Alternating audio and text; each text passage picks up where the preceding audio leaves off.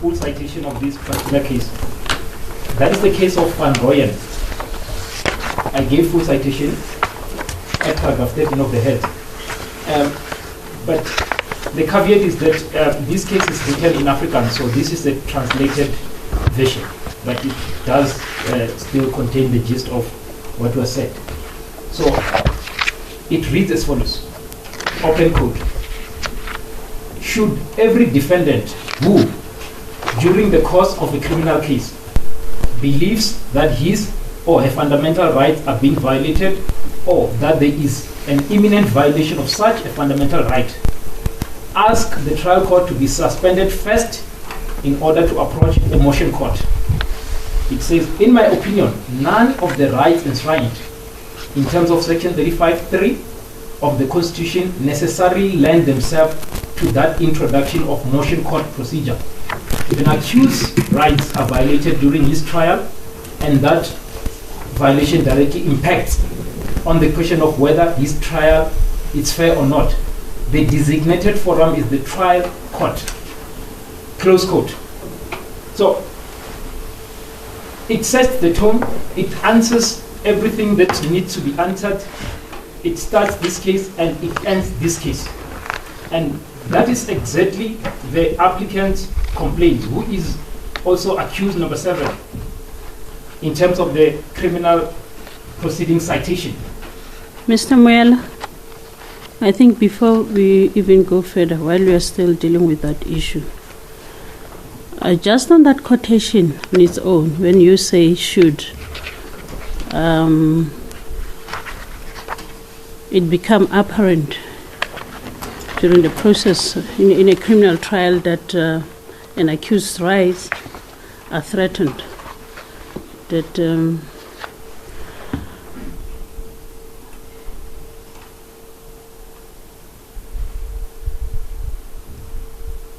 the process of determining whether the accused's rights are threatened or not, there should be certain role players in that process.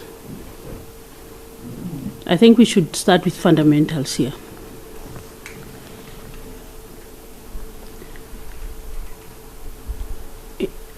In a criminal trial, who are the role players? The accused and the state. Who is the state? Who is the state? The state is represented by the National Prosecuting Authority. It prosecutes on behalf of the state. That's why in a criminal citation, you find the state versus the accused. So it's not the NPA versus the accused. So the state in terms of the Constitution. And we outlined that in the founding papers. And where is the NPA in this matter? The NPA in this matter, they participated in the criminal trial. And before I even get that, because I need to say this. So we need to know why we are here and why we got here. Because no, before we get that, I'm asking you this simple question. Where is the NPA? The NPA is represented because it represents the state. So if you look at our citation... Did you cite the NPA in your papers? No, the NPA is not cited. It's the state that is cited. So who is the state, Mr. Moela? My lady, I think that question itself, it's not even... Let me answer it in two ways. Firstly, it's not unusual, this type of proceeding. So this division itself, if you can go to the case of Mukesi. In the case of Mukesi, of which we have relied in our heads of argument, if your ladyship will go to Mukesi, in our heads of argument, and the citation in the real case itself, they are, I just want to open the case of Mukesi and take your ladyship to the citation thereof and the parties. The case of Mukesi has, in fact, that is the case that left the criminal court and came to a civil court. And it was dismissed because the complaint was about Section 35 rights violation. But they left the criminal proceedings and came to a civil court. And on that basis, they were dismissed. No, Mr. Moela, the case of Mukesi centered around the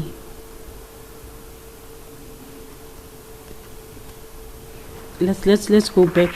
The main question about the case of Mukesi was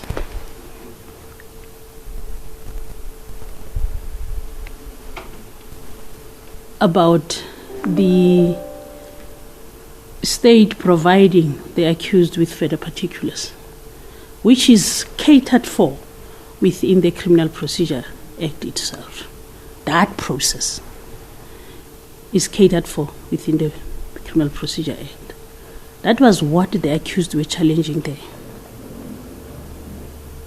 My lady, In this situation, you are not within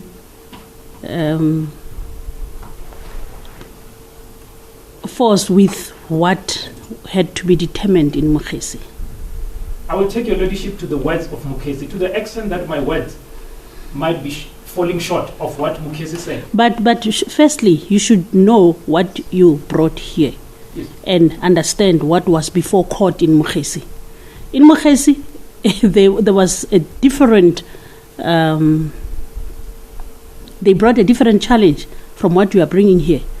What you come before court and ask the court to give you is that the accused says, firstly, the treatment that I'm getting at the correctional services borders itself around violation of my basic rights, or my rights in terms of Section 35 as the accused, to a fair trial. And in your application, you are the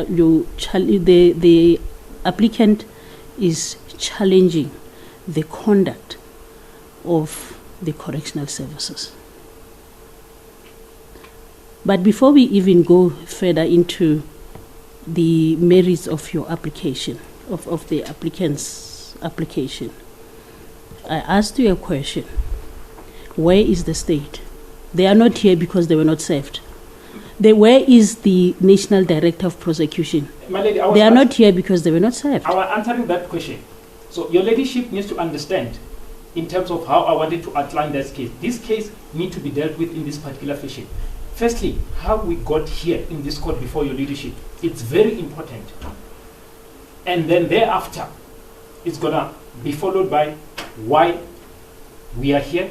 And this is the outline that I intended. And this outline itself, as a matter of amplification, it answers, your ladyship asks several questions. Because I was trying to answer the first question and amplifying with Mokgesi.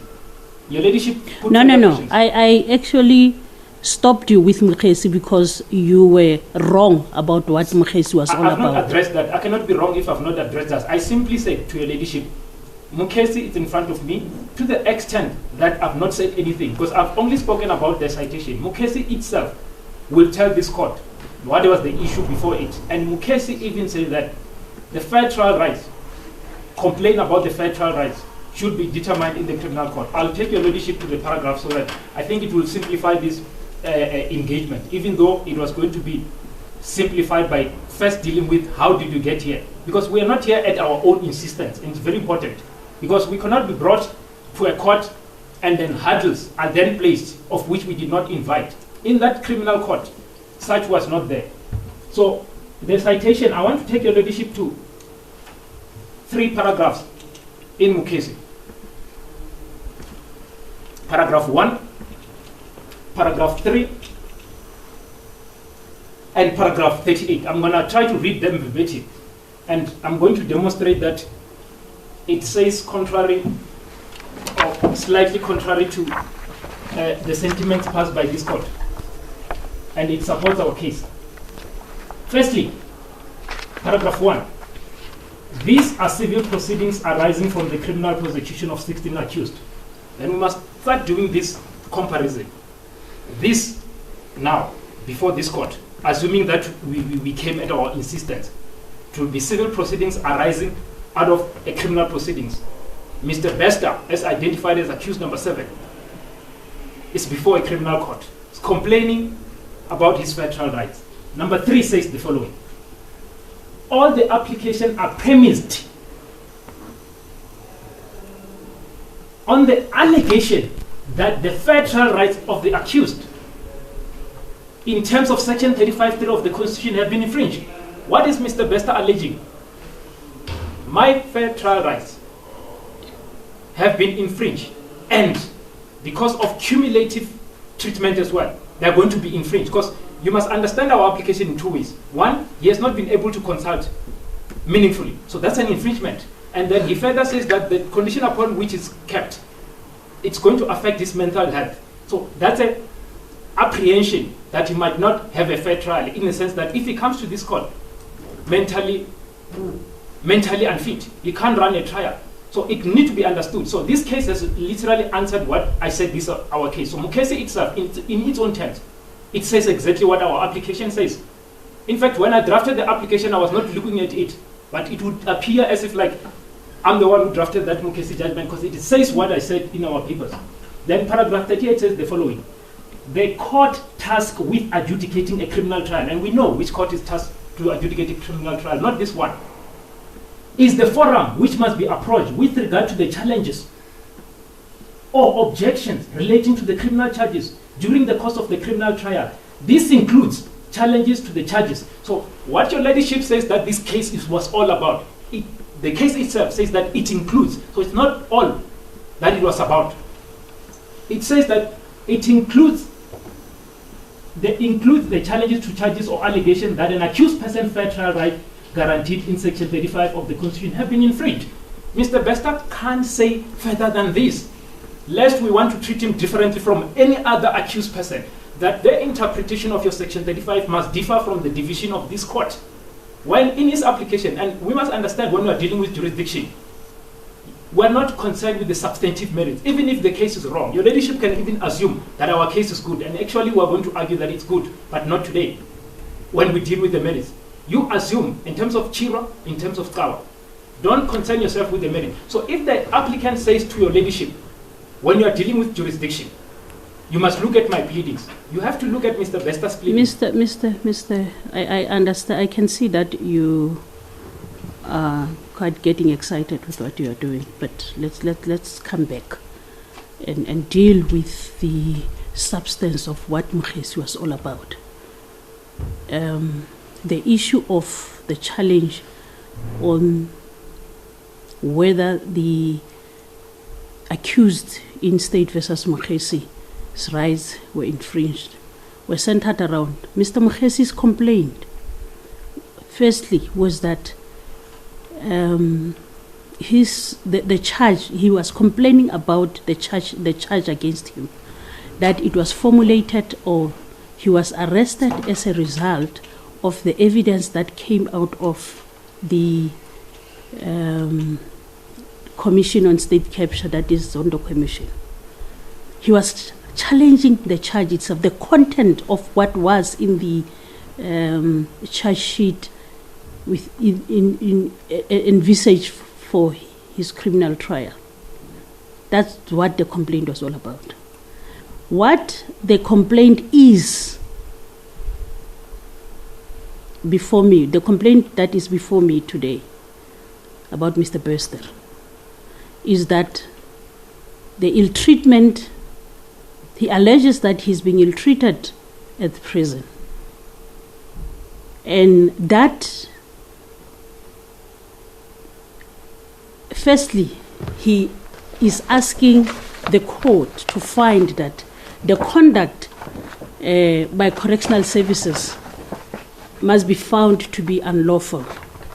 And the only way that can happen is through, it can be determined through the application as envisaged in Rule 6, which is catered for within the civil process.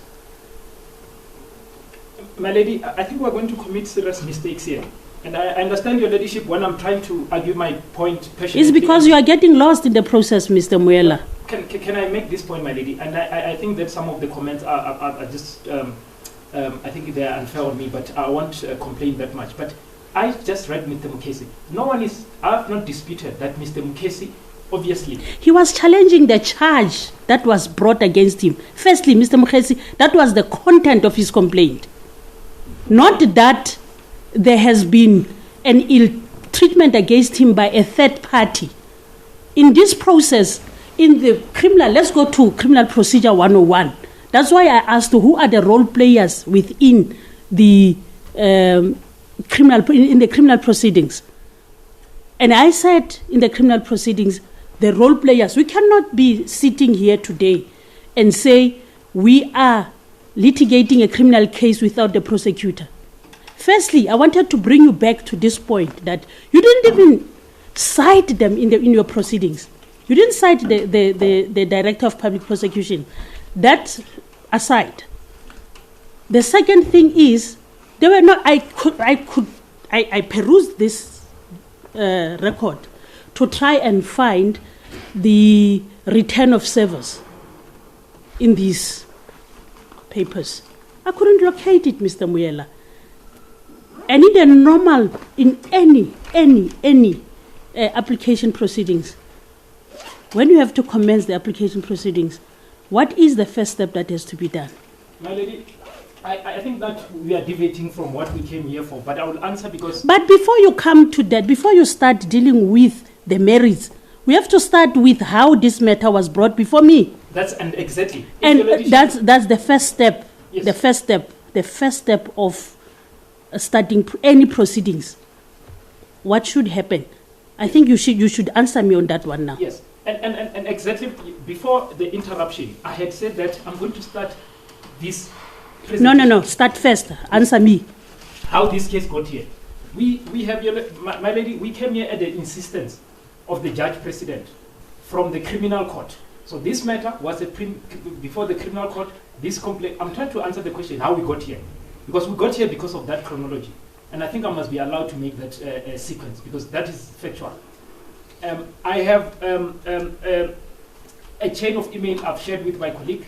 I beg leave to hand them so that it tells your ladyship this. No, tell me how you came here. Firstly, we were in the criminal court on the 29th of July. Yes. And we raised this complaint before that criminal court. So these papers that is before your ladyship were before the criminal court, except the replying affidavit, obviously, and the heads. So. And what did the court say? The court says, in its view, and not a finding, in its view, this matter, because we have prosecuted it in terms of the notice of application, because of other ancillary complaints that were making, the same ancillary complaint that your ladyship has highlighted, which is not even the main complaint, but it's ancillary. Because of that ancillary complaint, they say that we must go to a civil court, and we invited the court to make a finding, a jurisdictional finding, whether the criminal court does not have jurisdiction to determine our complaint and not the ancillary complaint, because literally the grand norm of our complaint here is centered around the right. And then after the court directed you that you should bring this matter here. I'm trying to explain, my lady, because if I'm not given a chance to present the case, then the purpose would not be served. Okay, proceed, Mr. Yes. Mbele. So, on the day, the JP said, this matter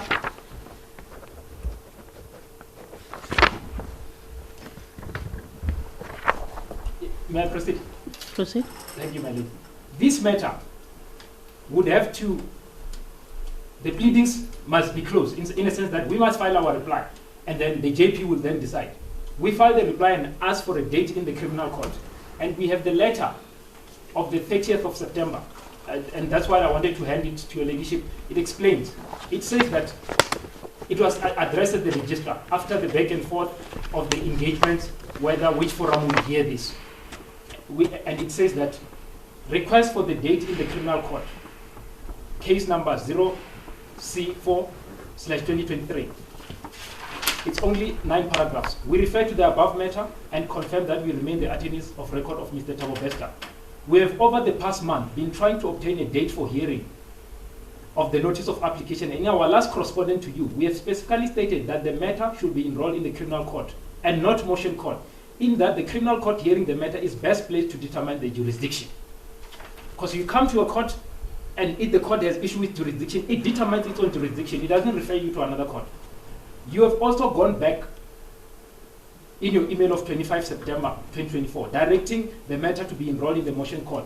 This is according to your email, after remarks by the Judge President that this matter is a criminal matter but must be enrolled in the motion court. We accept this as only the remarks and not the order by the Judge President.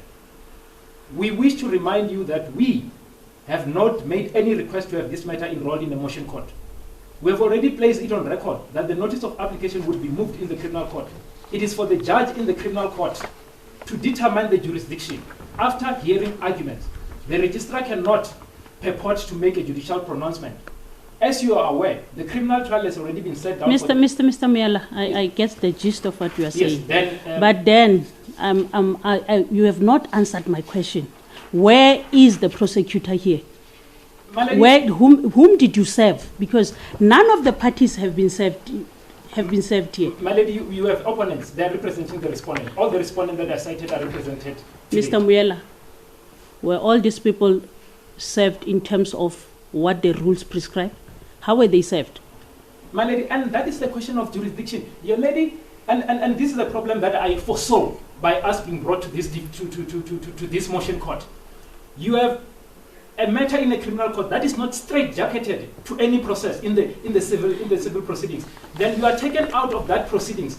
Then you are brought to a proceedings, and your ladyship, if we venture into that, your ladyship would be crossing the bounds upon which this matter was directed. Your ladyship was asked to do one thing, to determine whether this matter is a civil or criminal, not any other thing. So if today I'm asked to answer any other question, whether there's been a service or not, that is not the question that... But how do you bring people to court, Mr. Moela? Because that's the first step of bringing people before court. If that was the issue, my lady, this was not going to be the directive from... Firstly, your ladyship... but Mr. Moela, I'm saying, the first step of bringing people to court is notifying them that I want you to come to court with me. And they're here. To come and present. Who is here? All the respondents that we've cited. Who are the respondents that you cited? The state. Who is the state? The state is the prosecutor. No, Mr. Moela. I'm saying the state is represented, I mean the state is represented by the prosecutor. And that's what Who is the prosecutor here? It's the NPA. Where are they? They're represented by the state. They're represented by the state. That's a simple answer. The state... Mr. Moela, a lot still has to be done here. Yeah, my lady, I think where we are, you are losing even the fundamentals here. Yeah. The simplest, the elementary but my lady, steps in my lady, truly speaking, I can't lose the fundamental when your ladyship does not allow me to finish any point. And that's where we are going now. Because your ladyship will ask a question, and I say this question itself. But when I ask you a question, you do not answer the question that I ask, Mr. Moela. You keep on going beyond what I'm asking you. You are not answering the question. Okay, let me answer it and then we'll motivate. We are here because the Judge President issued a directive that a civil court must determine whether this is a criminal or civil matter. So that's the question before your ladyship. Yes. You are now before a civil court. Yes. To determine that aspect. Yes, you are before a civil court. Yes. What brings you before a civil court? What is the first step that lands you in a civil court, Mr. We are brought Mayor? by a directive. We are brought by... There's nothing that we should do further than that. We are brought by a directive. We are brought by a directive, my lady. I can't take this argument further than that because this matter is in the criminal court. The criminal court has not dismissed it. Has not dismissed the issue of jurisdiction. In fact, ordinarily, the judge should have decided, but because he's already made certain comments about the competency and not an order, he simply says, on the 22nd of October, I'm going to allocate a judge specifically. There's no way that we are going to come here with a directive and we must meet any other requirements other than what the directive requested.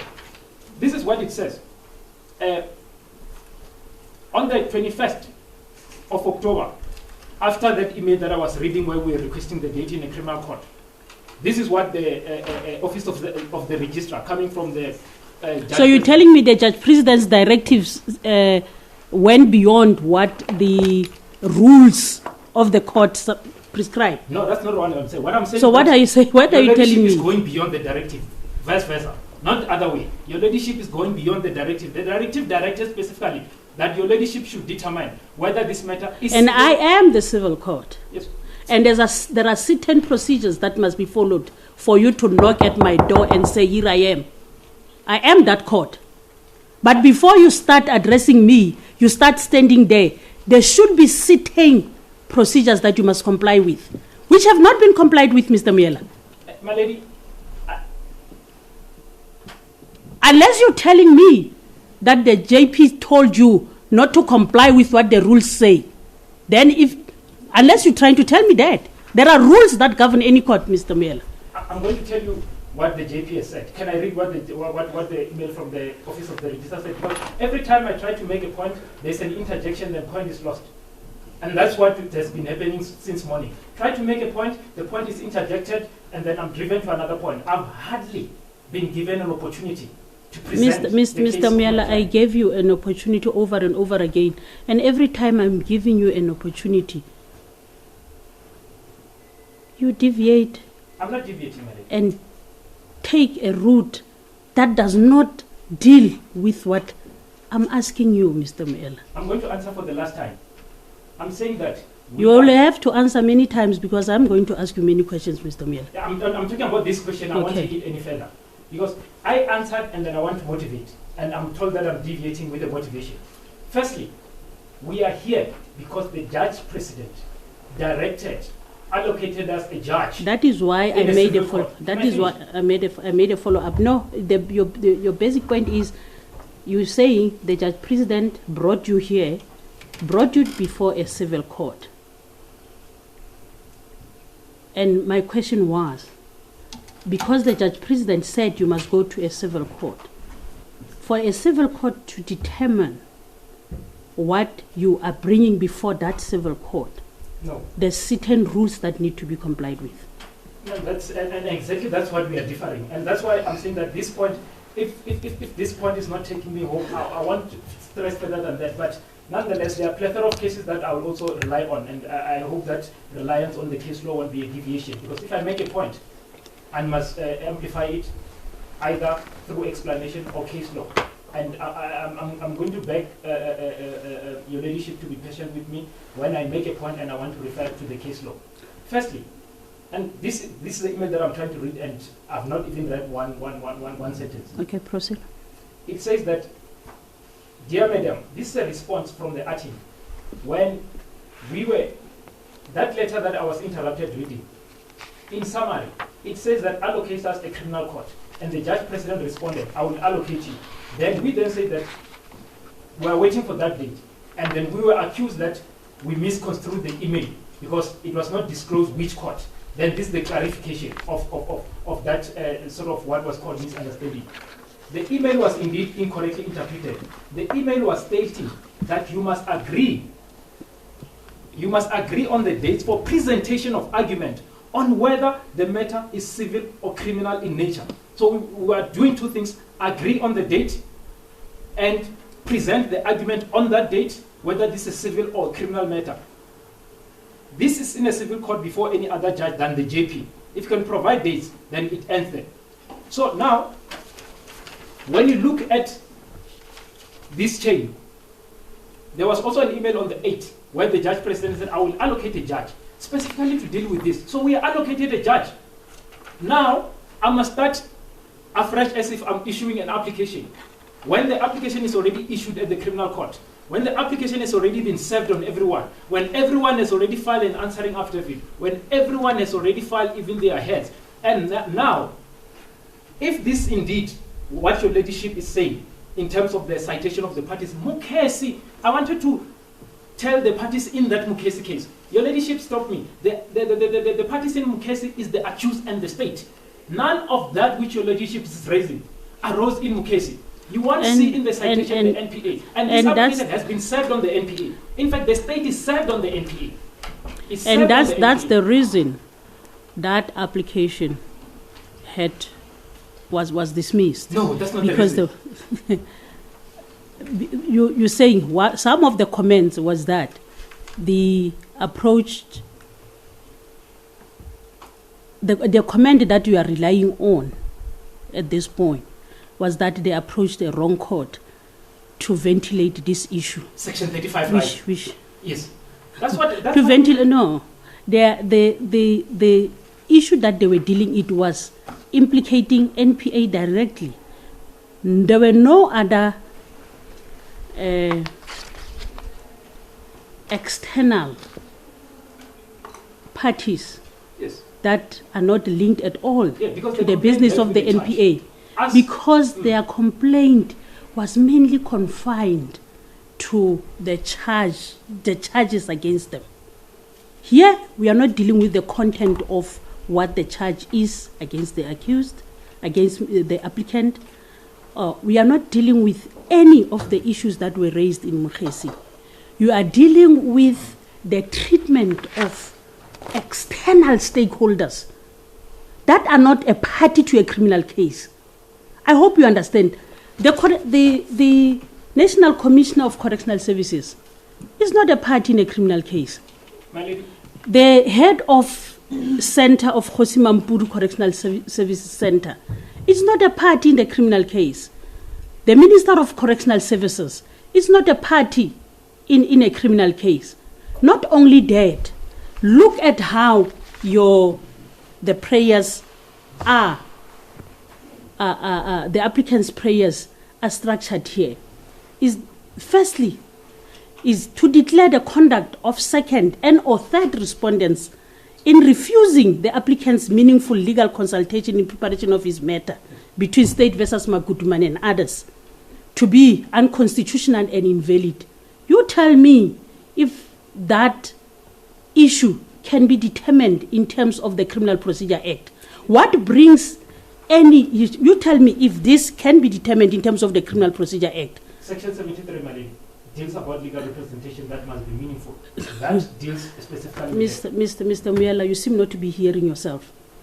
I'm saying you want a declarator. You want me to declare conduct of correctional. And that's what your leadership is missing the point. Your leadership is not invited to determine the prayers. No, I'm saying, no, you are saying before I can determine whether this is a criminal or a civil case, what determines whether this matter has to be heard by a criminal or a civil case is the prayers that you are bringing before the court.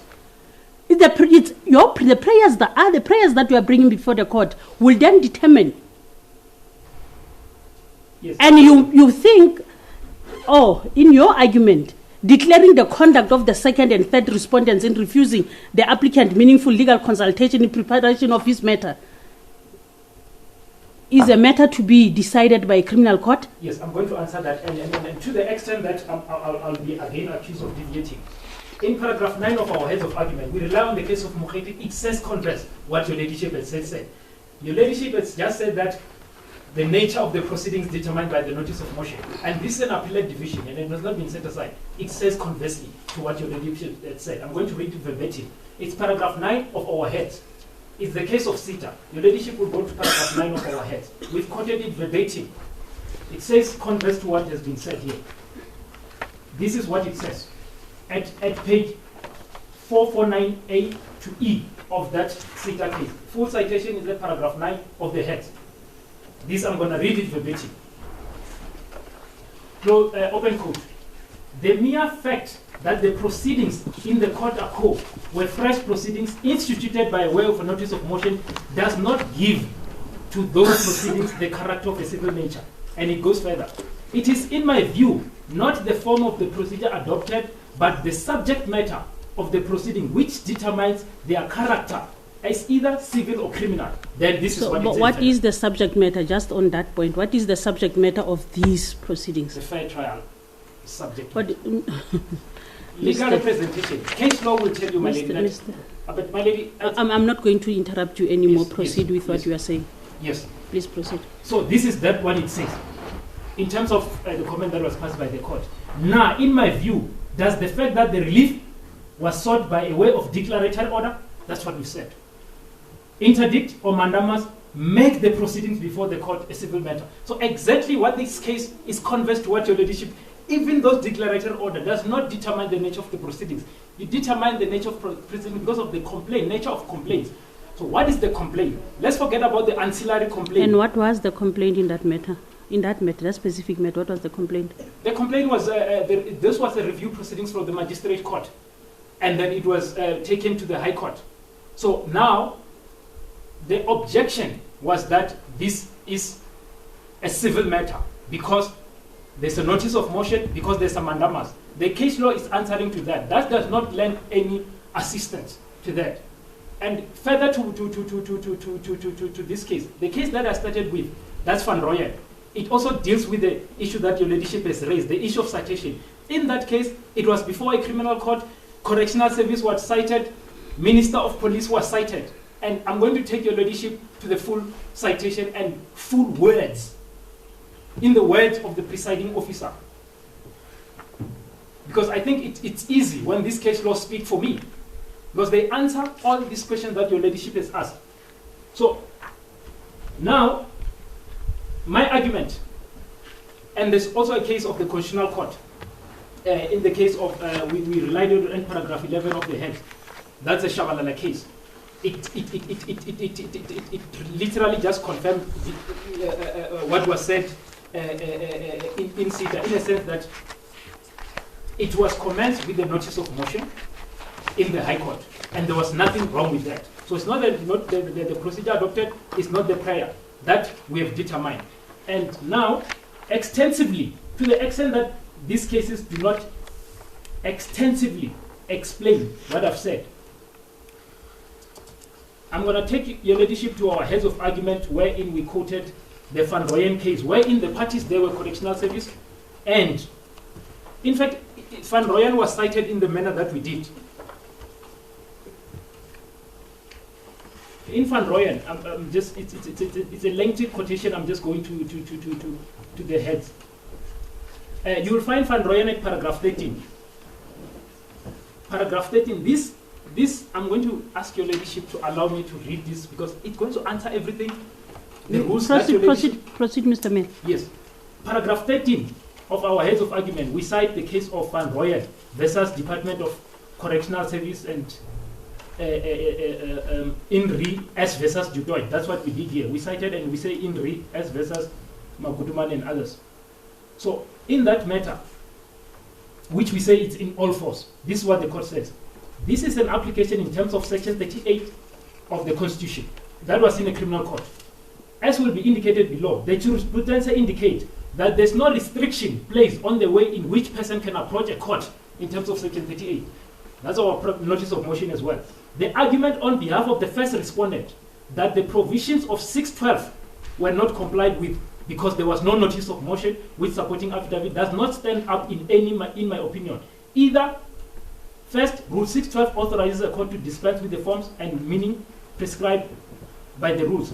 More important, however, is the fact that, in my opinion, the argument on behalf of the first respondent does not take into account that this is an application in terms of section 38 of the Constitution. The question arises whether the motion procedure is applicable in a case like this. What your ladyship is saying that you must follow all these rules of motion procedure. Should every defendant who, during a course of his criminal case, believe that his or her fundamental rights are being violated or that there is an imminent violation of such a fundamental right, ask the trial court to be suspended first in order to approach the motion court. In my opinion, none of these enshrines in section 35(3) of the Constitution necessarily lend themselves to the introduction of motion proceedings. It says that if an accused's rights are violated during his trial, and the violation directly impacts on the question of whether his trial is fair or not, the designated forum is the trial court. The question arises whether even an unsophisticated accused who appears in person in a small country town but falls in love with a violation of Article 35, it's referring to Section 35, and whether he is obliged to first go to motion court in accordance with the provisions of that uniform rules to enforce his rights. Certainly, the trial court in which the criminal case is conducted is the forum, and this is what it says, not just the forum, is the forum par excellence to which he must run. What happened? Mr. Bester ran to that court, which is, in terms of this case, is the par excellence. It is clear that the multitude of situations can arise and that a person's constitutional right can be infringed upon in every possible way. This can be done by individuals, correctional service, administrative officers, and bodies, tribunals, all of the kinds, and even courts itself. when the court allows an accused to be changed. In each case, the core dispute will be whether the relevant right has been infringed. The Constitution has created a special mechanism, and it's clearly not limited to common law review, although it may include it. It is clear that the court has the widest possible powers, and that's the criminal court, and competence within the framework of the Constitution to ensure that the person's constitutional rights are not infringed upon, and if it has already occurred, rectify. We know which court they are talking about. It is clear from the aforementioned jurisprudence that, in my view, that the enforcement of rights may only take place in terms of provision of Section 38 of the Constitution after being placed in a procedural straitjacket is inappropriate. Section 38 places no procedural restriction on any applicant as to how he must place an application before the court. So this case is loaded with the answers, is loaded with the solutions in terms of each and every reservation, not only raised in that criminal court. Mr. Moela, while at it, do you know what the issue was in CETA and Another versus Olivier? Yeah, it was a review from the magistrate to the High Court. No. My lady, we relied on that case in the... Let me tell you what it was. The accused appeared before a regional magistrate. And when they were before a regional magistrate, they refused to plead, demanding that their matter must be taken to a superior court. And they then came to a superior court on a notice of motion to request that court to have their matter heard by a superior court. Firstly, it was review and set aside. They wanted to review and set aside that of which the magistrate has refused. So that's why the point that I concentrated on. What I'm trying to warn you and try to bring to your attention is that all these cases that you are quoting have got in their the facts in those cases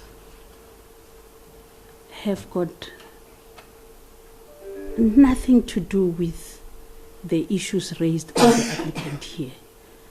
They are squarely, the courts there said, it matters not that you would bring your application by way of notice of motion. This has to be dealt with in the court that it has to deal with. You cannot, as the accused, demand that, or choose a forum that would have to hear your matter. So you understand that the matter there, that specific case that you rely on, Olivier, also that matter deals with the proceedings themselves in the magistrate court. This specific accused did not want to plead before a magistrate. They wanted their matter transferred to a higher court. That's not what we are dealing with here. But my lady, your ladyship, literally when I went to CETA, it was direct to the question asked by your ladyship, and I'll go back. Your ladyship says that let's go to your notice of motion.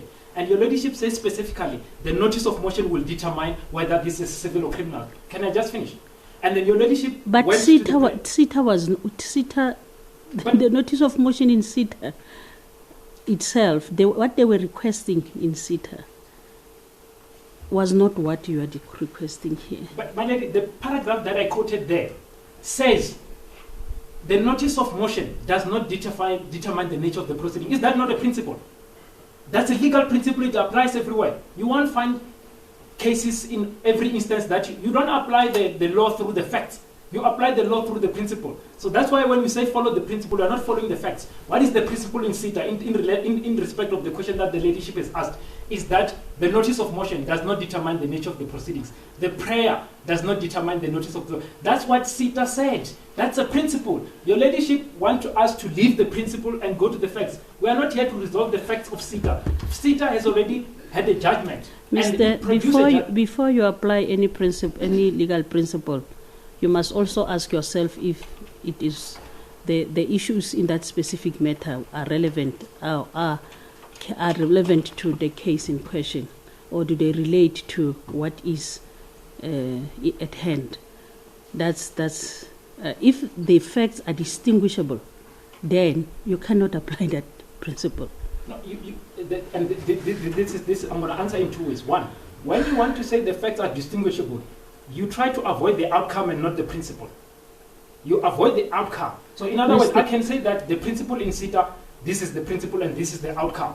And then my opponent can say that no, but in CETA, they reach that outcome because of the facts, and the facts are distinguishable. But CETA set a principle. What is the legal principle there? The legal principle answers the question. Your ladyship says as a matter of legal principle and not as a matter of fact, because that's not a fact, it's a principle. Your ladyship says that the notice of motion, if the comment by the ladyship find expressing in the judgment, is going to be a legal principle and not a legal fact.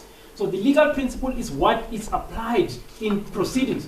If you want to deviate, if I'm saying that also reach the outcome reached in CETA, then one can say that the facts are distinguishable. But we're not saying that reach what was reached in CETA. We are saying that apply the principle that was applied in CETA. What is the principle? The principle is that the notice of motion does not determine the nature of the proceedings. The prayers does not determine the nature of the proceeding. It's the subject matter. What is the subject matter? Is the complaint. What is the complaint? The first complaint that the applicant was complaining about. He has a plethora of complaints, and in that spectrum, he divided them. Firstly, legal representation.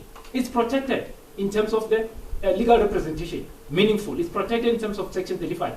And also, it's given expression in terms of Section 73 of the Criminal Procedure Act. And then he then complains about other But I don't know about legal representation here, Mr. You are not saying that Mr. Bester is being denied legal representation. We're saying meaningful. That's why it's very You are not meaningful legal representation, because that's what the Constitution guarantees. The Constitution does not guarantee abstract legal representation. You have been granted an opportunity to consult. That consultation must be meaningful, and that's why we are careful with the words. It's very important to concentrate on the application, what it says, and not what it does not say. The application says that I've not been able to consult meaningfully, and then for the purpose of jurisdiction, you must accept that that's a fact.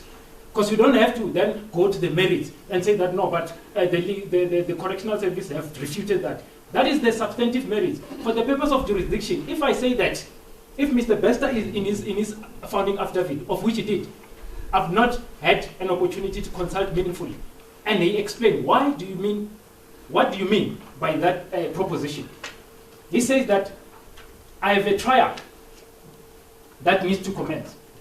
I'm given 2 hours to consult on arrangement. And my legal representation, when they go to court, they are not allowed the device to enter with the device in that consultation. And there are video footages that are going to be used by the state that have already been exchanged. I need to see them with my legal representation. I'm also not allowed to have my own device to also consider the evidence, that is video footages and other images. And certainly when we consult in a manner that possibly violates the privacy. We consult through a glass window, wherein Mr. Bester is sitting there. If your ladyship was Mr. Bester, then we'll be separated by a glass window. And then your ladyship will be talking through a phone. It says that I cannot disclose without reasonable apprehension that this is tapped or someone is listening to it. So once he mentioned that complaint, what is the complaint? The complaint is that the violation of that right to a meaningful legal representation is the violation of Section 35. Because all the cases... Thank you, Mr. Moela. Can proceed to something else. Yeah, that is one aspect. So I'm glad that that point is made. So now, to make my argument, because I was answering to your ladyship comments and reservations. So how I had structured my argument so that there could be some chronology, so that I can make my arguments properly. I structured it in 4 aspects. The first aspect, some of them are answered, and if they are answered, I will just quickly skip that particular aspect that has already been answered. The first aspect was how we got here. The second aspect, why are we You've here. Already answered that one. Yes, I'm just giving this structure, and then I continue. That's why I said if we have passed, I will. You have passed that one. Yes. I've heard and that. Then we have why are we here, and then we have why we should not be here. That's the structure that I have. These 3 are going to answer everything. So the first one I've already argued. It's not even an argument, it's a fact that we were brought here at the insistence of the judge president for the matter for this court to determine a simple issue. And that's common cause between the parties, even in their heads, that we are here to determine this aspect. They didn't even raise all this procedure that we would not have been subjected to in a criminal court. So now the second aspect is then why we are here. We say that we are here because we are going to argue that this matter should be prosecuted in a criminal court. Then, on what basis? We say it emanates from the criminal proceedings where the applicant is facing several counts or charges. The trial is set to commence on the 10th of February. The trial right must be conducted in line with the dictates of Section 35 of the Constitution, as fleshed out in the Criminal Procedure Act. So Section 35 is given effect extensively by the Criminal Procedure Act. When the Criminal Procedure Act prescribed what in Mukesi complained about, it's giving effect. Because you can't run a fair trial without the charge that is explicit and it's not falling short of what is required. So once you pick that, you are complaining about Section 35, but you are fetching it from Section 84 or 85. So that is the sum total of Mukesi. Then we say that in order to determine jurisdiction, I've dealt with that. We look at the pleaded case. What is the Mr. Bester's pleaded case? Mr. Bester's pleaded case is that he has no meaningful consultation. So when the trial starts, there's a reasonable apprehension that he won't get a fair trial. It's been, in fact, they're being violated now. Secondly, he says that access to necessary gadgets to consult, and he justifies that. There are video footages. He needs to have that device. We need to go to the consultation and view that device together. Secondly, thirdly, he says that the environment itself is inhuman and it's not conducive to prepare for a trial, because you need to have your mental state intact for you to come to a trial. That's why if I was an accused here and I'm showing signs of fatigue or disturbance, your ladyship would simply stop the proceedings so that the accused can bring his mind intact. So if you torture a person, we've dealt with that in our heads. If you torture a person, it will result in him being affected mentally. Then we then say that to be chained in court can create an impression before the presiding officer, who has no information whatsoever, that this is a dangerous person. And it violates, as the case law that we're going to deal with, the presumption of innocence. So these are the real complaints. I've not had anyone. When I was in the criminal court, all these things were avoided to rush to the ancillary things. Then we then say that now he must be treated equally like any other accused. Why do we bring all these other rights, despite the fact that we are home in the legal representation and the provision of gazette?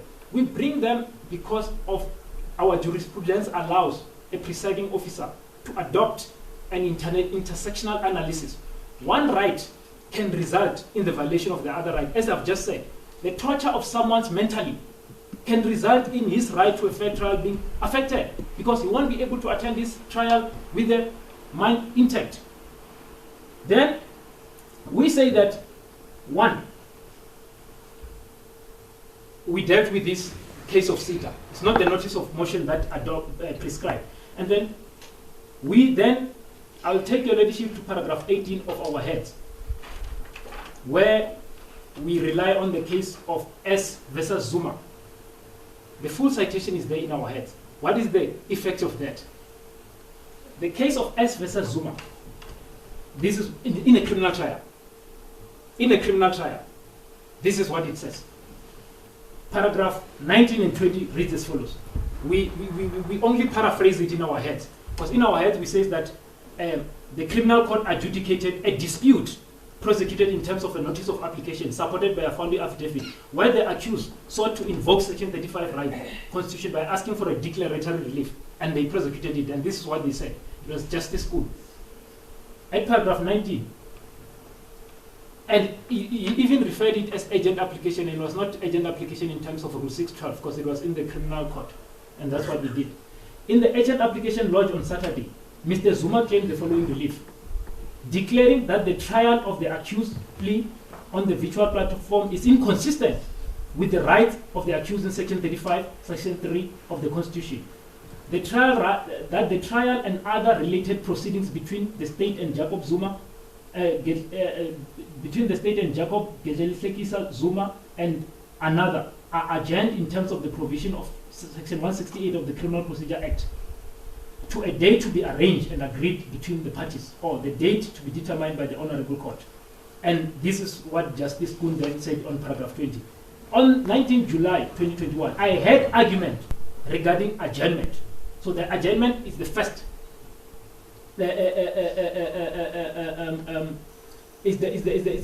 And you are aware that all these things that you are raising, yes, they implicate the proceedings in the criminal court. Yes. That it was about this postponement of his case in the criminal court. They all relate to that. Yes. Can I explain, Malini? So this is what, in fact, it does not only, the gist of that is not mere postponement. So what happened in that case? The state, represented by the NPA, and there's a citation there, there's nothing wrong with what we've cited here. The state, as represented by the NPA, wanted it is a postponement it is cited in that manner because the proceedings were before the criminal court at that point. Mukesi is in the civil court, is cited in the civil manner, so there's no distinction. But I don't want to go back, because the citation in Mukesi is exactly what we did. We added other people that are involved. In Mukesi, obviously, it was charged. It's only the NPA. That's why, otherwise, Mukesi should have cited NPA, because the NPA that prepared the charges, but there's no NPA there. So this argument, this proposition. Then now, the point in S versus Zuma is this. They wanted to postpone, the NPA wanted to postpone the criminal proceedings virtually. Mr. Zuma insisted that I must be there. I must be there. So when they wanted to do that, he then approached the court. And you understand that this was playing itself out within the in the criminal court, within that criminal court. Yes. It was about the postponement of that particular criminal case. Yes. And he was not understand taken out to a civil court because he come with a... Remember, your ladyship should not forget the context. We were taken here. We were taken... There's an impression that is being created here, as if like we came out of our own volition. No, we didn't come out of our... We did what Mr. Zuma did. We did what Van Rooyen did. We did what Shabalala case did when in the court of the citation that would lie in the Constitutional Court, because paragraph 1 says that in the court of court, this is what the accused were asking in terms of the notice of motion in the criminal court. We did the, even in Detroit. In Detroit, actually, it was about the legal aid. They did the same thing that we're doing, that we can't proceed without a legal representation. And the legal aid was saying that we need to review our decision. And the court answered that question that that's not always the case. Section 35 is there. It's not barred by the fact that there's another remedy that you can review. But we should not miss the point here. Mr. Zuma was not taken by the judge directive to the civil court. Detroit was not taken by a directive to a civil court. Van Rooyen was not taken from a criminal court. We have never, in fact, we objected to coming here. Mr. Moela, I do not think, I now understand that whatever I say will never really make sense to you. Please proceed to something else. Yes. Proceed to something else. I've just spoken, because what we are doing here, we are looking at whether, in fact, what we should even visualize here is that we should see ourselves in a criminal court arguing the jurisdiction of the criminal court. The criminal court would have determined that jurisdiction, either granted or dismissed, and not bring other straight-jacketed procedures. Then the third point, because now the why we are here I've answered, and why we should not be here is the next point. Why we should not be here. We say that in paragraph 17 of our heads, and that's a case of Moyo, that's the SCA case. We've quoted verbatim what Moyo says. Moyo says the following. I'm going to rely on 157 and 167 of Moyo. It appears at paragraph 17 of our heads. It says the following. 157. In section 35 of the Constitution guarantees a range of rights to arrested, detained, and accused person. Section 35(3) guarantees that guarantees to all accused persons the right to a fair trial. This is secured in practice by Criminal Procedure Act, because you enjoy that through Criminal Procedure Act. The application of the Criminal Procedure Act is to ensure that you have a fair trial. Then, this is what it says further. The appellants do not seek to impugn the provisions of the CPA in any way, yet they are seeking to assert their right to a fair trial before a civil court. It's quite complaining about the same thing that we wanted to complain in the criminal court. And it continues. This should give pause for thought. Why the issues germane only in the context of criminal proceedings being canvassed? Why are we even here? Canvassed and determined in civil proceedings and not in the constitutionally compliant forum and in accordance with the constitutionally compliant statute provided for the adjudication of the criminal case. And then 167 says that as a general rule, departures from the procedures laid down in the Criminal Procedure Act and the effective removal of criminal proceedings to the civil court should not be countenanced. The import of what was said there, even though it's self-explanatory, the fundamental basis is Section 35. Section 35 can be violated in a range of ways. Obviously, your ladyship keeps on bringing the Mukesi that is 84, but is violation of Section 35 only happen when Section 84 of the criminal procedure is violated? No, even Section 73, which guarantees that a person must have a legal representation which is meaningful, and we complain that is not meaningful, which means that the criminal court can determine that particular dispute. So now we find our situation where when we follow the right procedure, we are taken to a wrong court, and we must justify ourselves in an instance that we are not here at our own instance. Actually, that will not only be injustice, it will be a miscarriage of justice. It will create an impression that certain litigants, when they raise Section 35, are going to be given directive to go to a civil motion. When it goes to a civil motion, they are trapped. You didn't comply with Rule 6, you didn't comply. All these other things that any other accused are not subjected to. As Van Rooyen discarded all of these things, all these objections Van Rooyen discarded in the most strongest terms. Discarded Rule 612, discarded the notice of motion. In fact, in criminal proceedings, I can even stand and complaints from the bar. Application in terms of the criminal procedure does not mean application in terms of the uniform rules. That's a distinction that needs to be understood. That's a fundamental, it's a basic principle. Which section of Criminal Procedure Act did you bring this application? In terms of the legal representation, is Section 73. It impacts Section 73. And all others are subsumed in terms of Section 35. That's the interrelation. So legal representation is Section 73 of the Criminal Procedure Act. That says that you must have a meaningful legal representation. So the violation of that section itself violates Section 35. That's why in Moyo, it starts by the fundamental basis of Section 35. And it says that when the criminal procedure is running, you look at the criminal proceedings through the prisms of Section 35. So you must accept that that complaint is good for the purpose of jurisdiction, even if we can then, correctional service can have a justification. That will be the court that will determine the merits. Your ladyship is not invited to determine the merit.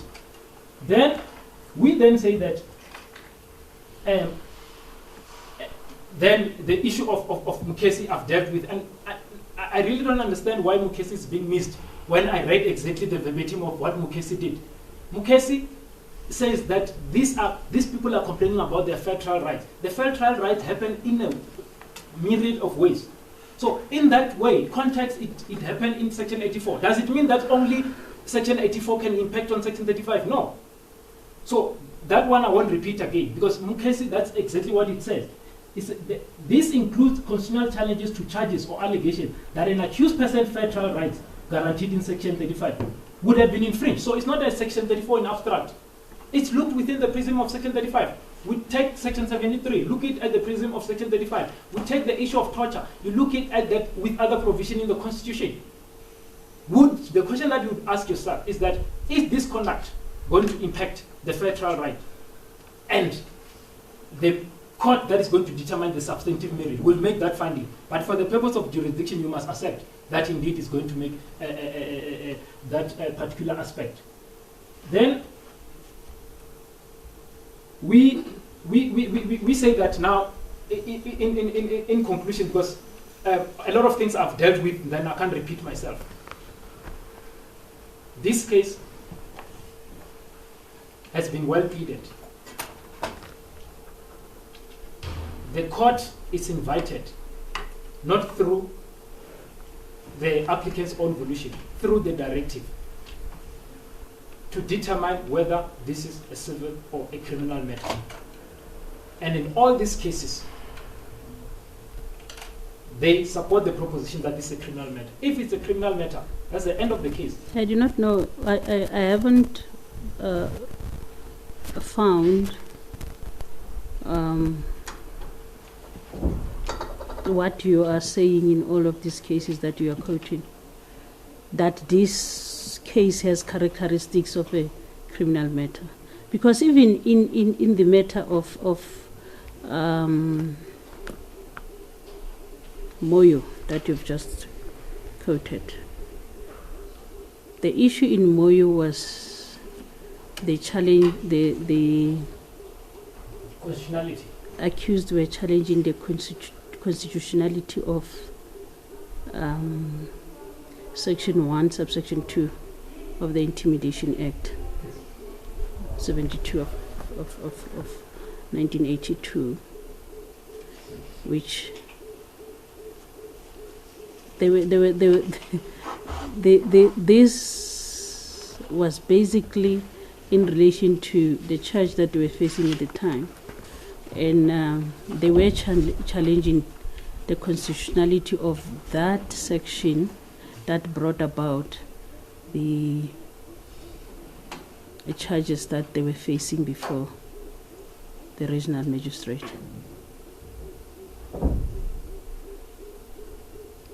And still here, it was all about the charge that they were facing in that court. But then I'm not going to let you go off again. I listened to you. Yeah, but I heard what you were saying.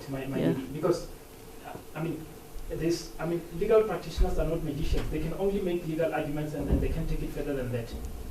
The point is that, in fact, that case itself commenced in the magistrate court, and they took it to a high court in a civil court.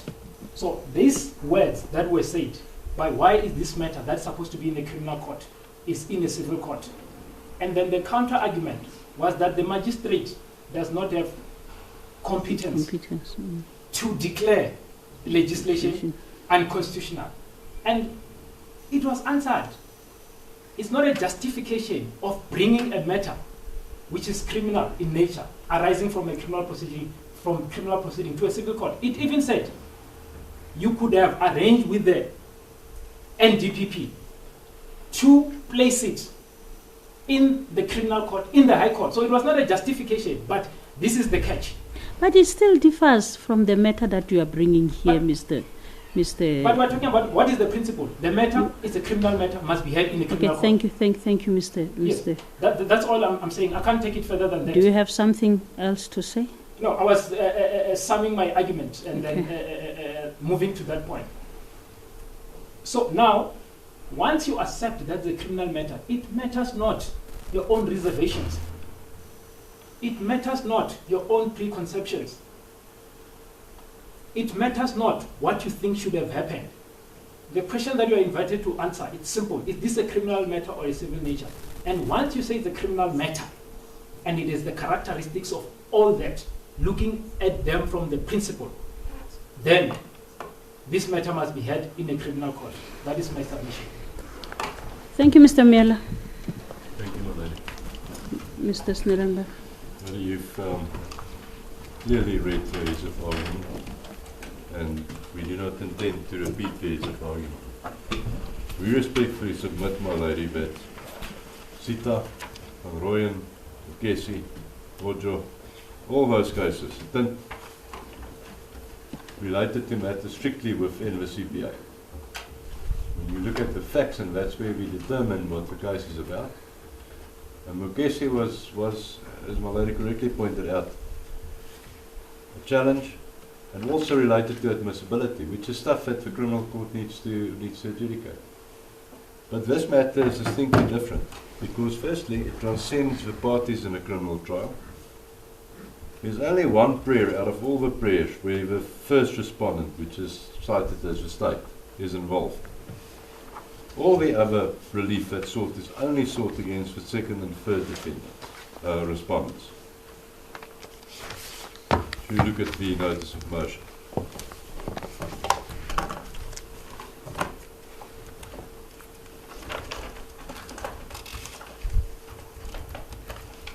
So the first prayer, my lady, that you'll find that any other respondent is, relief is sought against any other respondents actually in prayer 7. Up to there, the complaint is about the second and third respondents. We know the second and third respondents are not parties in a criminal case. It's the National Commissioner of Correctional Services and the head of a centre where Mr. Bester is kept, Osimampuru. Then, we look at the relief that you ask, which is the point I think my lady was making when we read Sita and Faroen and all those cases. We have to determine what you are asking the court for. This matter, for instance, Mr. Bester asked an interdict. He asked an interim interdict. He actually deals with the requirements of an interdict. And he asked costs. Now, the only provision that we are aware of when we speak under correction, where costs is mentioned in the CPA, is 3428. And that's where there's unreasonable delay. There's no other provision in the CPA that would relate to costs. But my lady, we can make it short and sweet. We don't have an issue with what the court said in Sita with regards to substance over form. You're in a criminal matter and you want to bring an application and you use a notice of motion with founding affidavit, doesn't suddenly turn it into a civil application. We understand that. But what the full courts have in the meantime said, and now my lady is obviously sitting as a single judge in the Free State, not bound by decisions in other divisions, not even full court decisions, but they do have persuasive power. And we have referred, my lady, to 3 full court judgments, 2 of which, all 3 involve Mr. Zuma. 2 in the Gauteng, Johannesburg Division, 1 in Natal. And you'll find references from paragraph 22 of our heads. The first one that we've got there is the President of the Republic of South Africa versus Zuma. But what we submit with respect is when you look at the case in paragraph 24, that's President of the Republic versus Zuma 2023-1. This is the positive of the arguments that you've been listening to. We've quoted the relevant passage to you. Since the proposition has been affirmed in the constitutional era, because this is what's important, and then the judge lists a number of cases, he says it's therefore plain that upon such authority, section 106H of the CPA, and the facts of that matter cannot be construed to be the exclusive route by which a person aggrieved by private prosecution can challenge the title of a private prosecutor. But this is where the relevant part starts. Moreover, the proposition advanced about avoiding cross-contamination between civil courts and civil process and the criminal courts and criminal process is overstated. In truth, there is no substantive distinction between criminal court and civil court. There is only one court, and the streaming of the criminal cases and civil cases to different judges is an organizational convenience. In this matter, looking at the form of a relief that is sought, looking at the parties, the Judge President said, directed that this matter must be heard by the civil court, which he's allowed to do. The question is, Mr. Thabo argues it should only be heard in the criminal court. We say that is wrong, and the Faroen case out of the Transvaal is in any event overtaken by the full court judgments in that division. We go on to say there is no distinct jurisdictional competencies, and similarly therefore it follows that the process of such a court is also seamless. No question can arise of trespass into the work of another court with a distinct jurisdiction. It is in these respects that the present case does not evoke the suspicion posed by Wallace, J.A. and Mojo and so on. So, Mukesi Moyo, all those cases dealt with matters strictly within the CPA.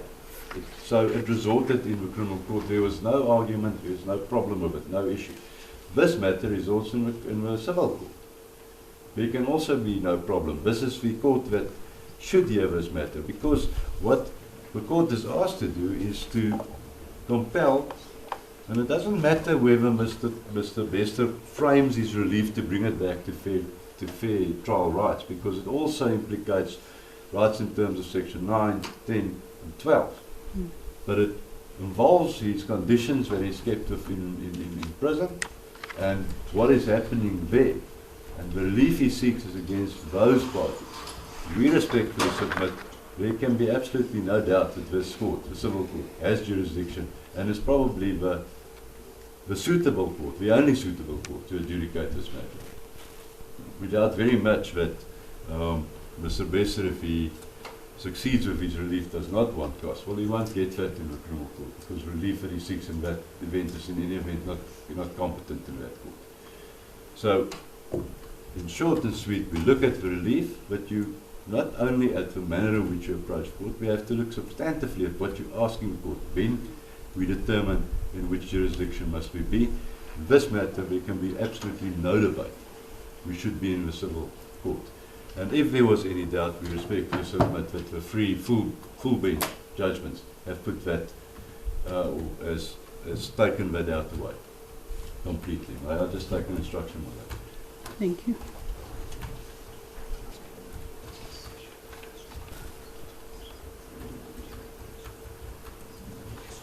Yes, we've referred you in the heads, my lady. You would see to the Macadam judgment of the Constitutional Court. The only relevance of that judgment was simply that the Constitutional Court said that your constitutional right of access to courts, which are independent of other arms of government, is not a guarantee.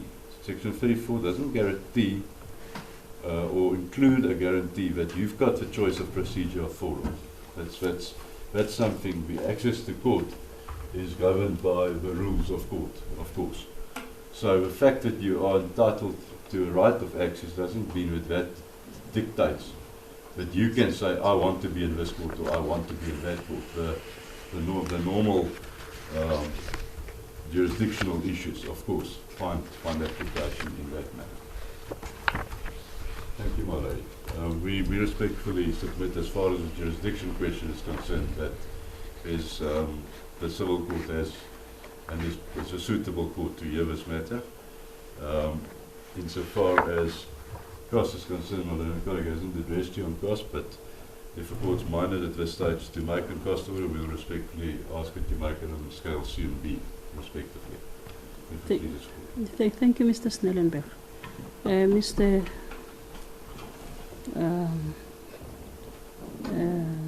Moela, before you even proceed, when I asked you, where is NPA? Because you had so many issues raised in that process,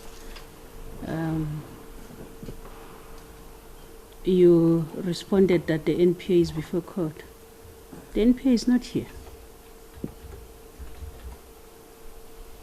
The NPA is not here. Why? Because there was no service on the National Prosecuting Authority.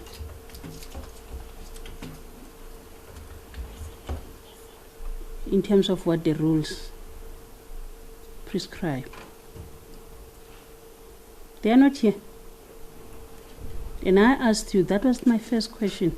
You are not able to answer that, but I'm going to, for the last time before you reply, make you aware again that we do not have NPA here.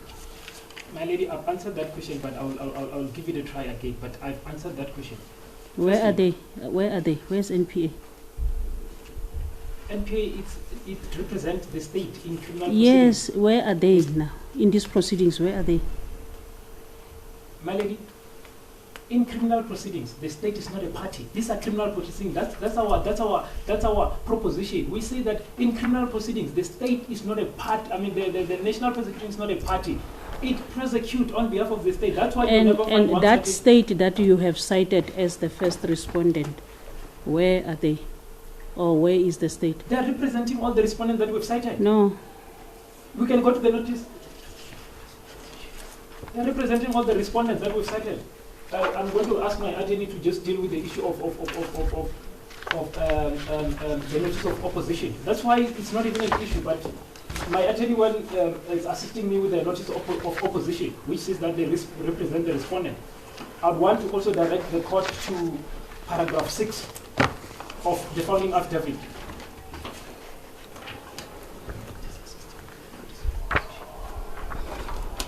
Paragraph 6 of the founding affidavit. This is the citation. And in all proceedings, including the case, this is how it happened. The first respondent is the state, represented by the Director of National Prosecution, Bloemfontein, with its business address at Waterfall Center, and then all this address. In terms of section 179, subsection 2 of the Constitution of the Republic of South Africa, read with section 20, subsection 1 and 5 of the National Prosecuting Act, the prosecuting authority has the power to institute proceedings on behalf of the state and carry out the necessary functions incidental to the criminal proceedings. So when the NPA is in court, it's not there as a litigant. The NPA is there to represent, so it's the lawyer of the state, which it gets its power from 179 and then given expression in the NPA. That's how it is. But you see, and this is the notice of opposition. I found it, my link. No. And why I keep on asking that question is because you are saying these are criminal proceedings, and at the same time, when I ask you where is the prosecutor, you then tell me that the prosecutor cannot be here because we are in a civil court. You keep on saying that to me. That I've never said. I mean, You've said that just now. You've said it just now, Mr. Moela. No, my lady, that's not what I said. That means I must not have made that point clear. Then I would have to amplify it. But that's not what I said, and that's not what I've been saying. No, it's fine. I've heard the gist of what you are saying. This is what I'm saying. Because I wanted to even show you that in terms of the site, in fact, the state is not an abstract thing. The state is set on the NPA. The NPA, when we're in the criminal proceedings, the NPA simply briefed. And because the NPA is the lawyer of the state in terms of section 179, it's not a party to the criminal proceedings. Even the criminal proceedings, they are not there as the NPA, as a party. They are there to represent the state. So who are the parties in the criminal proceedings? Not the NPA. It's the state versus the accused. And then the state is represented by the NPA. I'm not a party to that proceedings. I'm not an accused. But I represent... Thank you. Proceed to something else, yes. to your reply. The notice of opposition, it says that all respondents, and then indeed it was served on the NPA. This application was actually served on the NPA, so they know about it. To the extent that they would have wanted to intervene and come or deal with the objection of non-joinder, which is obviously not supported by any case law whatsoever. They didn't do that, because obviously they wouldn't. But now, let me deal with my opponent's responses briefly. I've noted this point as 5 points. Firstly, let's go to the respondent answering affidavit at paragraph 59.2. This is where they answer the issue of jurisdiction. Any other person in this country accept that the criminal court has jurisdiction. It's the reservation when you appear in court and it appears for the first time that all of a sudden it doesn't have jurisdiction. When in their answering affidavit at paragraph 59.2, they take no issue. Which page, Mr.? The paginated page. I'm just using the one that is not paginated, but it's direct 59. Me to the paginated pages, Mr.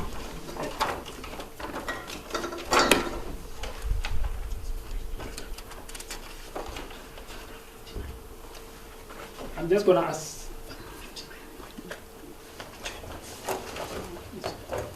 The paginated page, it's reflecting as 104 in the state bundle.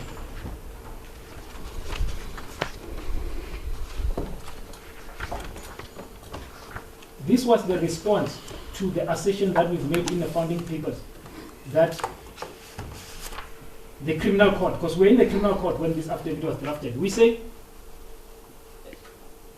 I'm advised that the criminal court is well suited to hear complaints regarding infringement of a fair trial. It is actually the most suitable forum. And then we deal with section 38 that Van Rooyen supported. Where are you reading, Mr.? No, I'm just giving the content. I'm not reading yet. I'm just saying that before I give the answer to 59.2, I need to inform the court that it's the response to the allegations in the founding papers. So they don't dispute jurisdiction. So we pleaded jurisdiction at paragraph 14, that the criminal court, in terms of the complaints that we had brought there, it has jurisdiction, and this is what the state says, not what the states now in their heads. Whilst the respondent do not take issue with the issue of jurisdiction of this court. This court, they were talking about the criminal court, because when these papers were filed in the criminal court to determine the applicant's complaint. That's it. So they don't have all complaints now. They all of a sudden we jump into the bandwagon because now the presiding officer are raising certain reservations. If you look at this pattern, everything that has been raised by this court became what was then transplanted into the heads of argument. It's not in their papers because they know they couldn't. But now it's easy to be opportunistic when certain things are raised that works against your opponent or as a reservation by the court. But what did they say in their papers? The complaints, which complaints? All these complaints that this court and that court were focusing on, they say that they don't dispute. So if now we want to be so strict into this issue of procedure, this is then the 101 we speak about in law. You plead your case in the papers. So what did they plead? Did they object to jurisdiction? No. So now it can't be opportunistically now all of a sudden this matter is not a criminal matter when they in their own words they accepted. The first point that I wanted to deal with, that the issue of jurisdiction is not born from the papers that they've pleaded. It's born from all this consistent reservation by different presiding officers. They find themselves in the heads of argument. We've been consistent what we've been saying. We said that in the founding affidavit. We said that in the reply. We said that in the heads of argument. We've never been opportunistic by hearing someone saying addressing a reservation and we jump into that bandwagon. We've been consistent in our allegations. Then now, the point 2. So it's the court itself that is challenging this jurisdiction, because if the court wants to determine, it must determine on the papers. So point 2, it says that this is not, despite the fact that they had said that it can be held in a criminal matter with all these citations, they said the respondents are not party to the criminal proceedings. Other respondent, because the state is the party to the criminal proceedings. And they said only prayer that is sought against the state is one. Does that disentitle the jurisdiction? Other prayers can fail. But does that disentitle the court hearing the matter if, on assumption that the state, there is a prayer against the state? That's one point. Secondly, the Van Rooyen case that everyone is trying to avoid. The first respondent was the correctional service, and it was heard in the criminal court. They were complaining about this right. In fact, if I would even extend, in the Van Rooyen, the court even had to fashion new remedies that after court, for legal representation to be effective, you sit after hours and consult, because at prison, the situation were not conducive. Because the question is that, can he have a fair trial under those circumstances? Van Rooyen mediated that and came fashion with the new relief that the court can do that, but that's a substantive merit. So that's one thing. What we did here was done in Van Rooyen. The court must then find something else, that find justification why correctional service was in Van Rooyen in the criminal court, why the SAPS was in Van Rooyen in the criminal court. There must be some special comment that the court must make that this particular person, because there's an allegation that he escaped from prison and he was found in Tanzania, therefore we're going to deviate from Van Rooyen. Then I want answer. I've dealt with the issue of prayers. My little colleague, when he starts, obviously then says that he does not say that CETA is wrong. In fact, there was a change of tone in terms of the heads of argument. In the heads of argument, it was addressed with passion that is the notice of motion that determines the nature of proceedings. But now in the oral submission, it was toned down a bit, that the CETA is correct, but on the facts of this case, this is the civil proceeding. So you can see the shift of argument.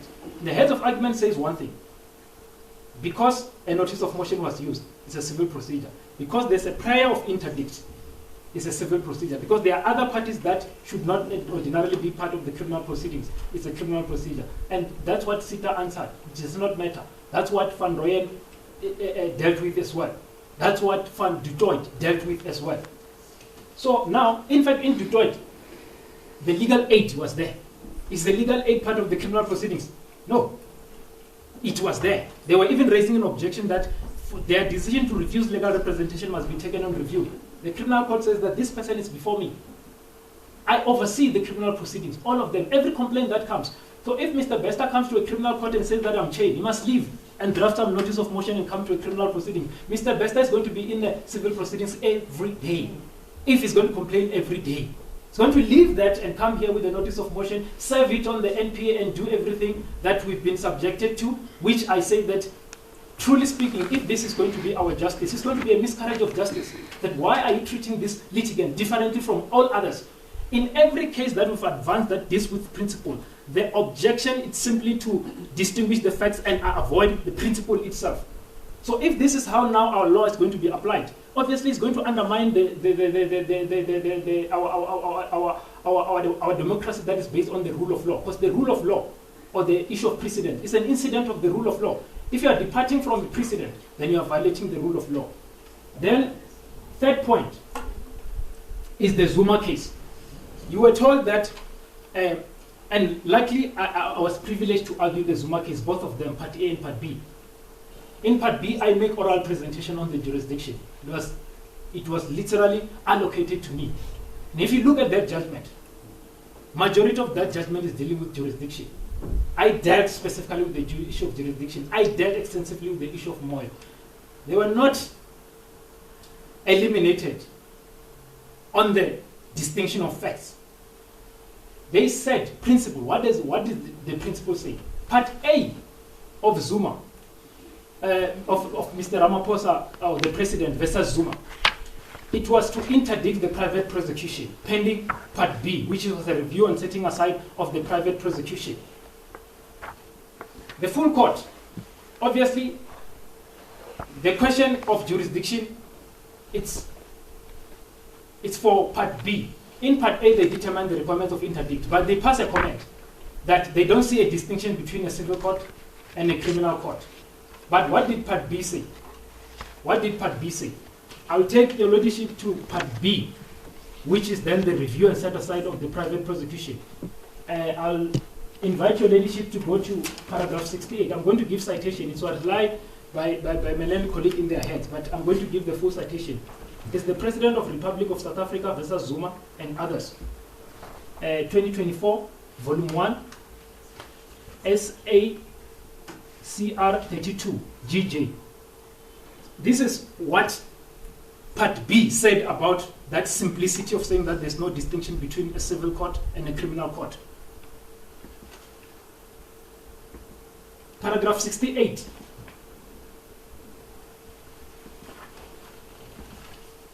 In the preceding paragraph, I'll just paraphrase what happened in paragraph 66 and 65 going to 67, and then read paragraph 68.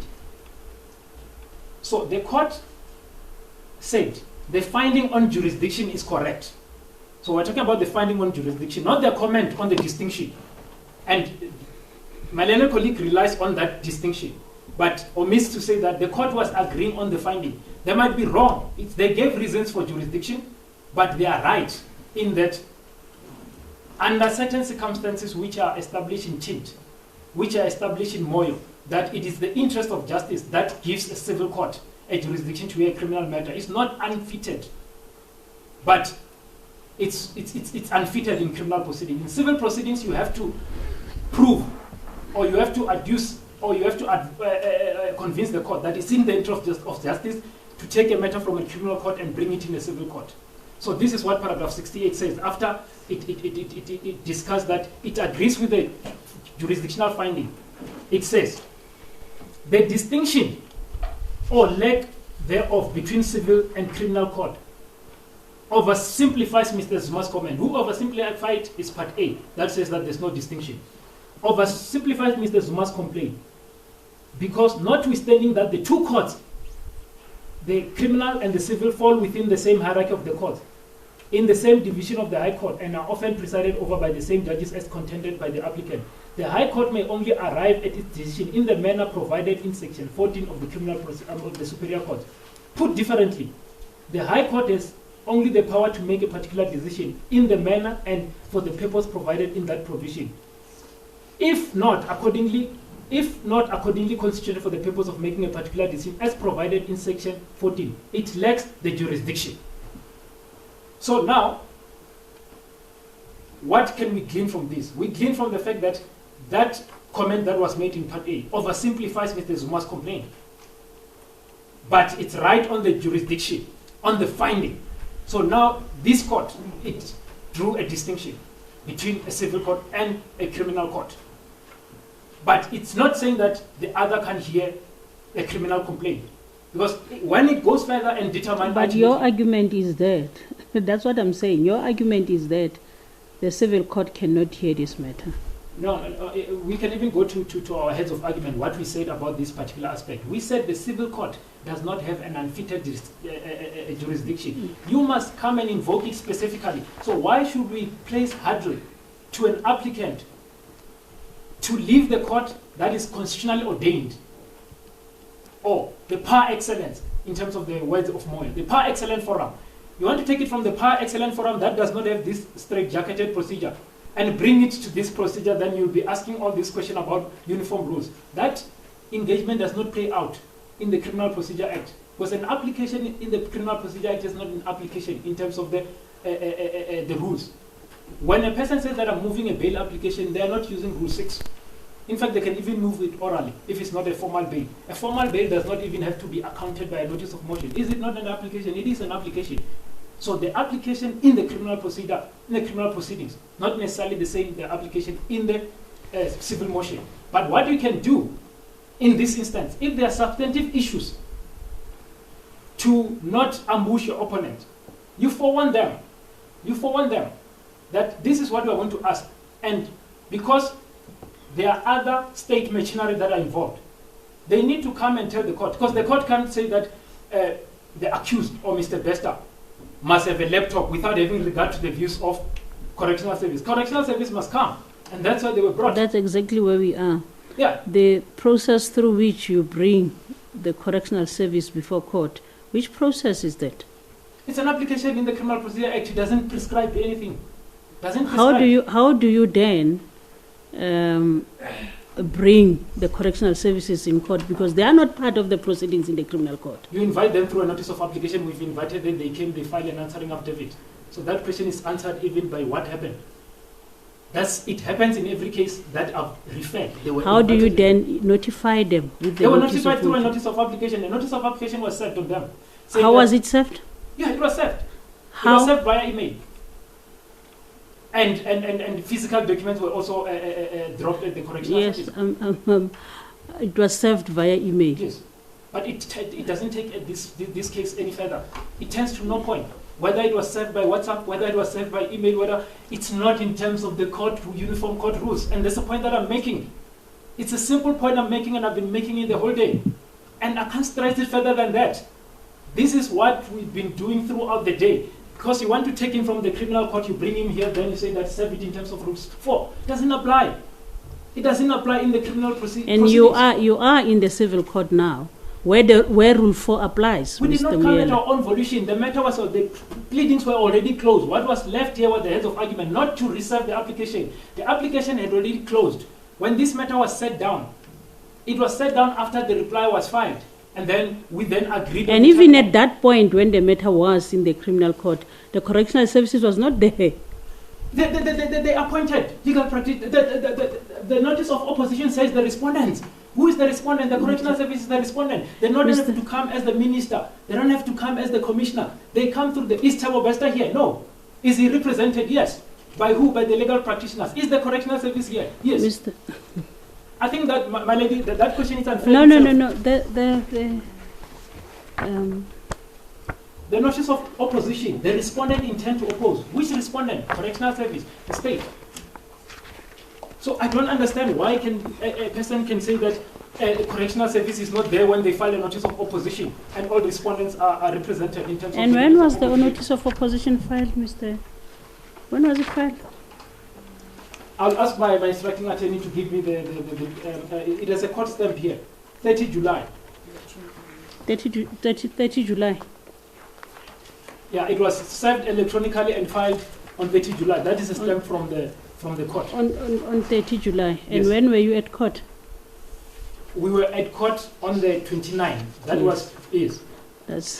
That's exactly my point. But there is After the court had directed you to bring this matter before a civil court. no, it had not directed. It took the decision on the 21st of October. At that time, there was a back and forth after the 29th, and that's what I've been trying to do. Your ladyship, without giving me an opportunity, would want to make a conclusion after having blocked me from making On the 29th, what did the court say to you on the 29th? The pleadings are not closed. Wait for the replying affidavit, then I will allocate.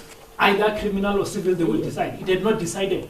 So it can't be said that on the 29th, that decision to allocate us to a criminal court, to a civil court was made. No. And that's exactly, throughout this, this is the prevalent problem that I'm facing here as a practitioner. I make a point, I'm interjected. Then at a later stage, that point resurfaces, and I'm blamed for not having. If your ladyship had exercised some patience and give me an opportunity to explain, your ladyship would have seen how we got here. That's even our first ground in our structure, how we got here. I wanted to take your ladyship step by step of how we got here, and it was not going to take 5 minutes.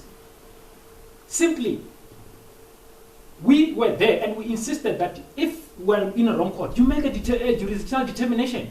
And the court, because it had already commented, could not. It was disentitled. It had already commented, passed the comment. At what point did the court comment? On the 29th? Yes. Yes. On the 29th it commented. Yes. That's That what I'm it's saying. in its view. But it's not matter- making a finding. It's a comment. And we said that we are ready to even argue the jurisdiction. And the court said, no, I'm going to wait for the pleadings. Once the pleadings are closed, then I'm going to allocate this. Then after the pleadings, what happened? We made a follow-up on Thank the you, 30th. thank you, Mr. Mbele. Yes. Then, I won't take it further, but the record will show that when I try to make a point and take it to its logical conclusion, and then there's this interruption that my point is lost. Then, now, there is this issue of cost. I really don't understand why non-issues should determine the issue of jurisdiction. If the court is not competent to grant the cost, that means that the issue of cost can simply be dismissed or can simply not entertain it. But your prayer for cost. Yes. If we didn't make out a case for cost, it can be dismissed. But which court has to determine that prayer for cost? We asked that court that we went to. Which cost? Which court? The criminal court? Yes, we asked the criminal court. In terms of which rule do you ask the criminal court? We asked because of the court, its inherent powers to regulate its proceedings. And to just grant you cost in, not in the just. vacuum. It can be simplified like that, truly speaking, and with utmost But respect. in a criminal court, you will then have a prayer it's for not cost. foreign in our law. Okay. One, my learned colleague has already told you the circumstances under which it can happen, so that criminal court can grant cost. That's one thing. We know it can. And You the, had it from the- the circumstances of this case have got nothing, are far remote But from. I'm trying to answer. My lady, if your ladyship is telling me that, sit down, I will sit down. Because, Mr. Mbele, you just said, firstly, yes, firstly, I'm going to the secondly. So why am I being interrupted when I've not, the reason I say firstly, because I have another point that I'm making. I wouldn't have said firstly. make your second, you have made Yes, your first yes. point. Move to your second point. Secondly, there is I happened to find it last night, this case, but let me make this caveat. We are not hell-bent on the issue of cost. All the prayers that are prayed for, it's not a must for a court to grant.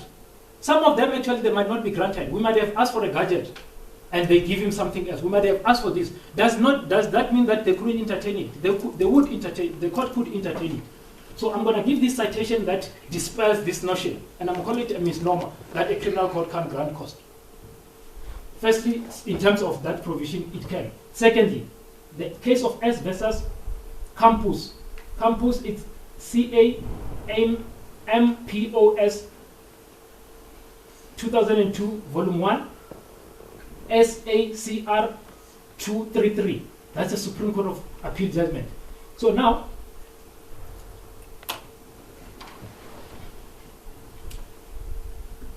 so this is what it says. Counsel for the appellant consequently applied for an order that the respondent pay the appellant's wasted cost occasioned by the postponement. This is an unusual order, though not that this court cannot entertain. The Supreme Court of Appeal is saying it's unusual. You can complain that it's unusual, but it can entertain. That's the word of the Supreme Court. It's an unusual order, but the court can entertain. What does that mean? It has jurisdiction to entertain it. Is it going to succeed? That's an issue of merits. Then it continues.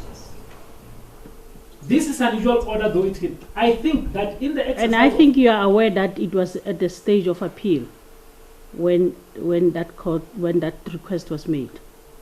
No, it was they were asking the cost for postponing the matter itself. Now it was in the appeal when they were saying that they are entitled to cost of that postponement in the criminal court. If your ladyship can give me an opportunity to read this, because that's what I'm trying to do. They were asking for the cost in the hearing itself, not the appeal. I mean, when you appeal a matter in subsequent forum, there can be an issue of cost.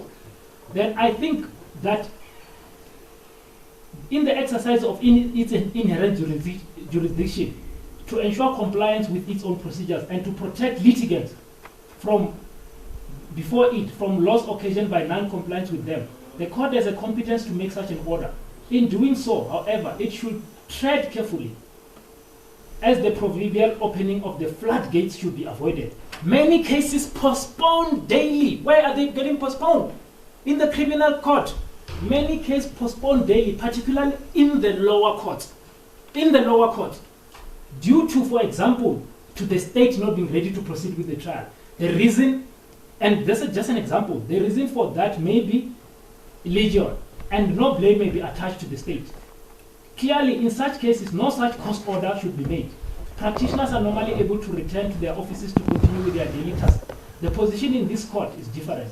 Matters are set down well in advance, and the parties of the... And which court is that? Which court is that? This is then, it's talking about the Supreme Court of Appeal. Yes. This is where an order for cost was requested, Mr. Moela. But what I've just read here, it says that in the lower court it can be granted, but we must avoid opening floodgates. That's what it says.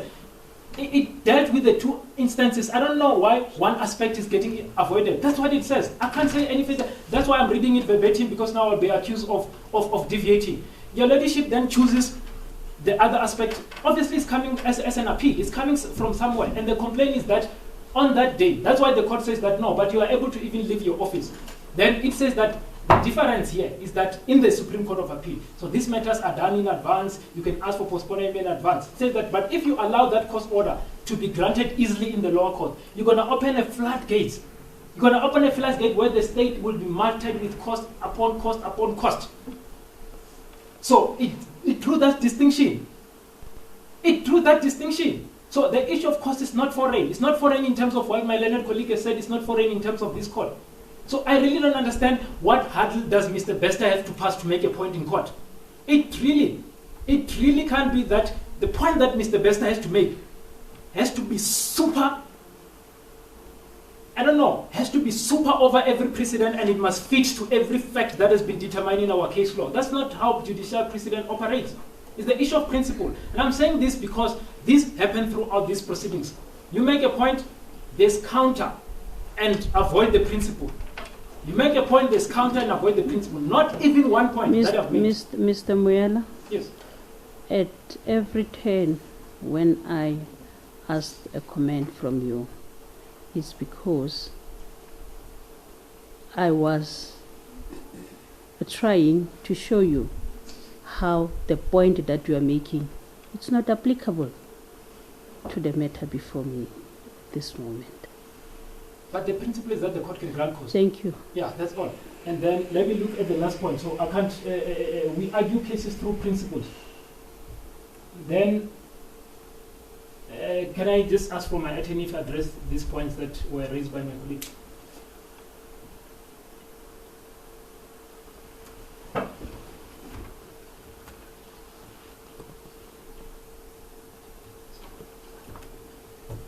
No further submission, my lady.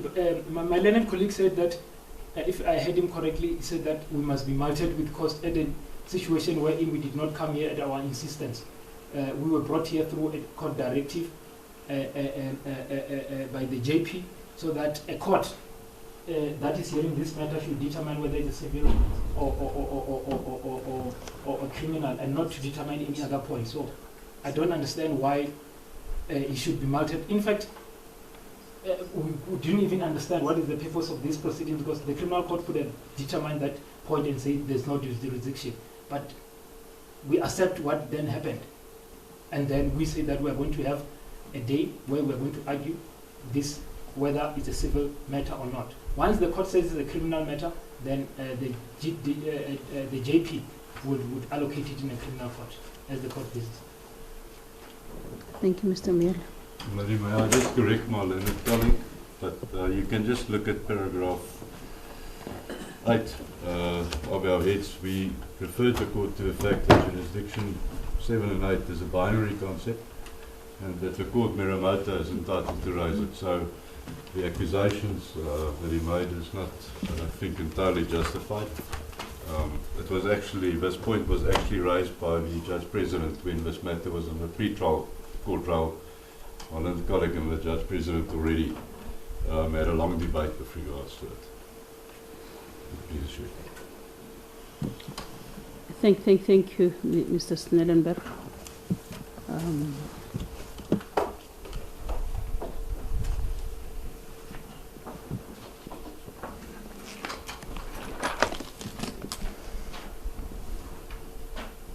Judgment is reserved.